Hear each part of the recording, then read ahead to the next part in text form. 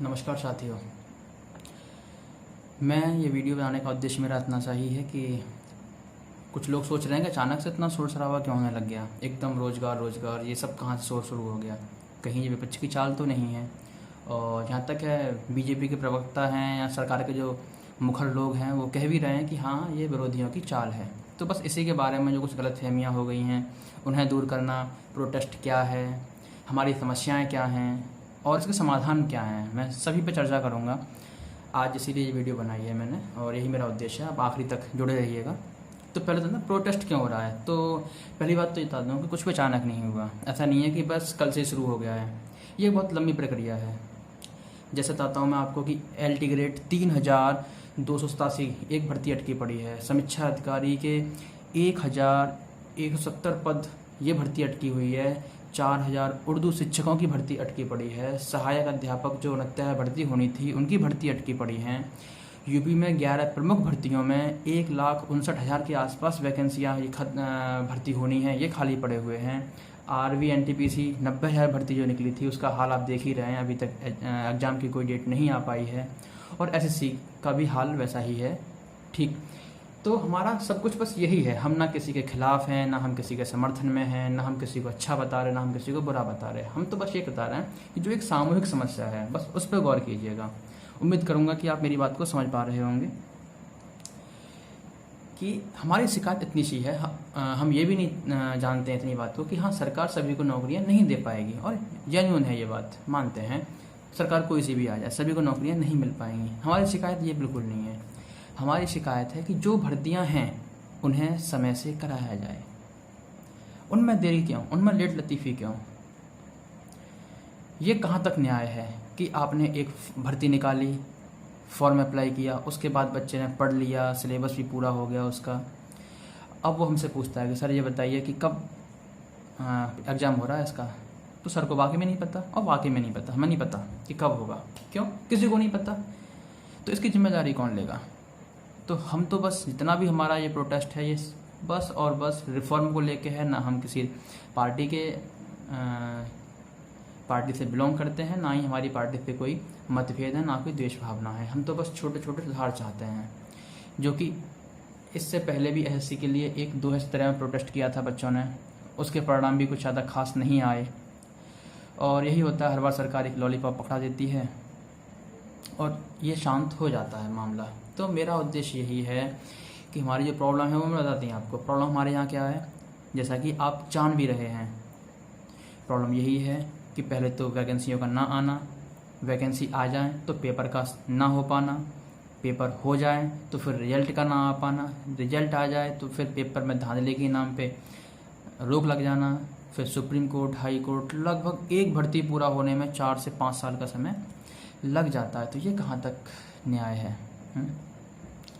उस छात्र से पूछिए, कभी मिलिए, कभी बैठ के बात कीजिएगा, उनके माता पिता से बात कीजिएगा, कितनी उम्मीदें होती हैं। हो सकता है कि सबको नौकरियां नहीं मिलेंगी, लेकिन हाँ 2-3-4 अटैम्प्ट में बच्चे को भी तो मालूम पड़ जाएगा कि हाँ भाई मैं इसके लिए एलिजिबल नहीं हूँ, मैं कुछ और काम देखूँगा। अच्छा, अब रही बात निजीकरण की। भाई मैं विरोध क्यों करता हूँ निजीकरण का? मेरा विरोध इसलिए है कि जो सुधार आप चाहते हैं कि निजीकरण में बेहतर हो जाएगा, तो वो सुधार आप क्यों नहीं कर सकते? मेरा सवाल आपसे है। तो इसके लिए आप आगे आइएगा। आपसे मेरा मतलब सरकार से है कि सरकार जो प्रतिनिधि हैं हमारे चुने हुए वो सामने आए, बात करें, हमसे बताएं कि साहब इसलिए हम ये काम नहीं कर पा रहे हैं। और नौकरियां देनी ही नहीं है आपको, अगर यही सब चलाना है तो साफ साफ कह दीजिएगा कि भाई हमारे पास नौकरियां नहीं है, अपना अपना हिसाब देख लीजिएगा। तो फिर माँ बाप भी क्यों भेजेंगे किसी बच्चे को?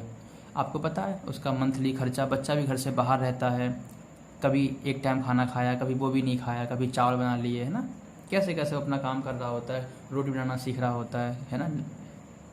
सब कुछ कितने ज़्यादा संघर्ष होते हैं छात्र के जीवन में, वो शायद छात्र से ज़्यादा और कौन समझ सकता है।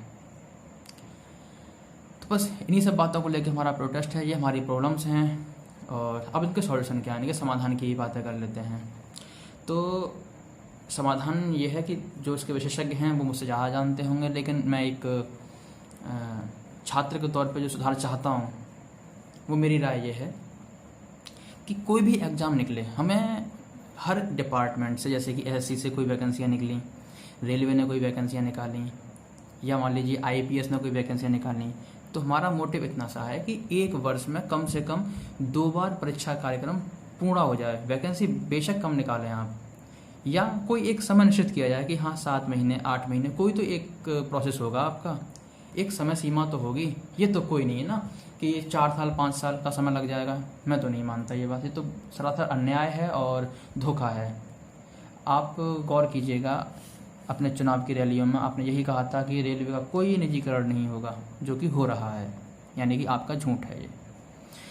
दूसरी बात, आपने कहा था कि हम 2 करोड़ नौकरियां प्रतिवर्ष देंगे।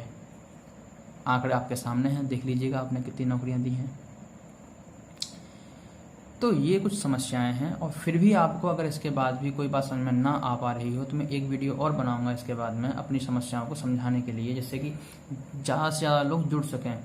और हाँ, एक विशेष बात जो छात्रों से मेरा अनुरोध है, जो कि ट्विटर कैंपेन चल रहा है फ़िलहाल, तो कृपया करके इतने आकर्षित ना होइएगा कि आप मर्यादाएं भूल जाएं। आप छात्र हैं, मर्यादा में रह के ही विरोध करना है हमें, ये इसका विशेष ध्यान रखें। कोई गाली गलौज नहीं, कोई किसी तरह की हिंसा नहीं।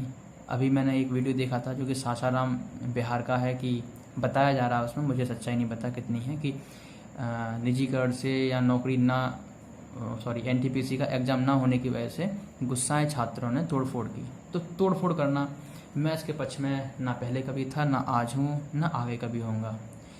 हमें किसी भी आंदोलन को अगर आप हिंसक रूप बना देंगे उसका, तो सरकार को दमन करने का एक मौका मिल जाता है। और सरकार भी क्या, आम नागरिक भी आपसे नहीं जुड़ेगा, उसकी संवेदना आपसे नहीं जुड़ेंगी। तो बस गांधीवादी रवैया अपनाइए, अहिंसा अपनाइएगा। और हम तो सिर्फ रिफॉर्म चाहते हैं, सिर्फ और सिर्फ रिफॉर्म। हमारा किसी पार्टी से कोई लेना देना नहीं है। कोई और अच्छा पार्टी काम करेगी, लोग चुनेंगे, आएगी, इसमें कोई बड़ी बात नहीं। इसमें एक अटल बिहारी वाजपेयी जी की एक लाइन मुझे याद आती है कि सरकारें आएंगी और जाएंगी, लेकिन ये देश हमेशा रहेगा। तो हमारा ही बस इस देश के लिए ही हम चाहते हैं कि इतना परेशान ना किया जाए किसी के लिए कि उसके दिमाग से उसे सड़कों पे आना पड़ जाए। और रही बात राजनेताओं की, तो मैं ये भी कहना चाहूँगा कि ये छात्रों का दायित्व है कि किसी भी राजनेता को इससे दूर रखा जाए। हालांकि जो लोग इन्वॉल्व हो रहे हैं, शामिल हो रहे हैं, अच्छी बात है। जैसे कि मैं नाम लेना नहीं चाहता, बहुत सारे नाम हैं ऐसे, लेकिन हाँ फ़िलहाल में 1-2 नाम मुझे अभी याद हैं। जैसे राहुल गांधी जी हैं, प्रियंका गांधी जी हैं, ये फ़िलहाल ट्वीट कर रहे हैं। तो मैं इनसे शिकायत करना चाहता हूँ, क्या आज से पहले आप लोग कहाँ थे? क्या आपने कभी किसी इसके लिए कोई प्राधिकरण बनाने की मांग रखी? अरे आप तो सरकार के लोगों में उठना बैठना है आपका, तो आपने कभी इसके लिए आवाज़ उठाई कि NTPC का एग्ज़ाम क्यों नहीं हो रहा है, ये लेट लतीफ़ी क्यों हो रही है, ये हाई कोर्ट सुप्रीम कोर्ट क्यों जाना पड़ता है बार बार? कोई एक मजबूत तंत्र क्यों नहीं बन जाता जिससे कि प्रक्रियाएँ पारदर्शी हों और काम सुगम और अच्छे तरीके से हों, जिससे कि एक विश्वसनीय तरीका बन सके। और दूसरी बात, सरकार की भी गलतियाँ होती हैं। जैसे सरकार क्या करती है, जब फॉर्म निकाला, नोटिफिकेशन निकाला, तब निर्देश कुछ और हैं, उसके बाद में बीच बीच में बदलाव कर करके, ये भी गलत है। और इसी में मामले फंसते हैं, दावपेच फंसते हैं कि किसी गवर्नमेंट ने कुछ नियम निकाले, किसी ने कुछ, और फिर तुम खुद ही गवर्नमेंट खुद अपने ही नियम बदल देती है। 69 भर्ती को लेके ही देख लो, उसका एक सेशन किसी और फॉर्म में किया गया है, सेकंड वाले के लिए अभी चक्कर काट ही रहे हैं बच्चे, क्योंकि उनमें आपने बदलाव कर दिए। तो भाई ये बीच रेस में घोड़े मत बदलिए प्लीज़। यही एक बहुत बड़ी वजह है टकराव की, कि आप बीच रेस में घोड़े बदल रहे हो। ये तो सरासर नाइंसाफ़ी है, किसी गेम में ऐसा नहीं होता। आप तो इस गेम के खिलाफत में जा रहे हैं, और शायद इसीलिए ये इतना रोज़ तो पहले से भी था, क्योंकि 4 साल से भर्तियां ऐसे ही चल रही हैं पेंडिंग में। अरे हमारी आय जवानी तो ऐसे ही निकल गई। खैर, तनाव बहुत सारे हैं, समस्याएं बहुत सारी हैं। एक छोटी सी विनती और करना चाह रहा हूँ कि हाँ, वही जिसकी मैं बात कर रहा था अभी, किसी भी राजनेता को उसके करें क्या, ये लोग ट्वीट कर रहे हैं, ठीक है, अच्छी बात है, समर्थन में है, बहुत शानदार, अच्छी बात है, लेकिन इनके ट्वीट्स को रिट्वीट्स ना किया जाए। आप ऐसा ना करें, क्योंकि इससे क्या हुआ कि हमारे आंदोलन को एक राजनीतिक रूप ना दे दिया जाए, और हमें भी बहुत ही शांत और धैर्यपूर्वक और एक कंटिन्यूस प्रक्रिया से, है ना तो हमें धैर्य खोना है और ना ही हमें बौखलाहट में आना है। ये भी नहीं है कि बौखलाहट में आके बहुत सारे लोग तरह तरह की बातें कर रहे हैं कि सरकार को उखाड़ फेंको, ये करो। अरे भैया, हम किसी को उखाड़ने नहीं आए, और हम में से ताकत कहाँ, हम नौकरी लेने के लिए आए हैं, पढ़ने वाले लोग हैं, हम कहाँ सरकार उखाड़ेंगे। कौन सी पार्टी बना रहे हैं हम, ये बताइएगा। तो हाँ, मैं बात करता हूँ समाधान की। अब के समाधान क्या किए जाए, ये बात जो लोग इसे लीड कर रहे हैं वहाँ तक पहुँचाई जाए वीडियो ज़्यादा से ज़्यादा, जिससे कि शायद मेरी बातें किसी काम आ सकें।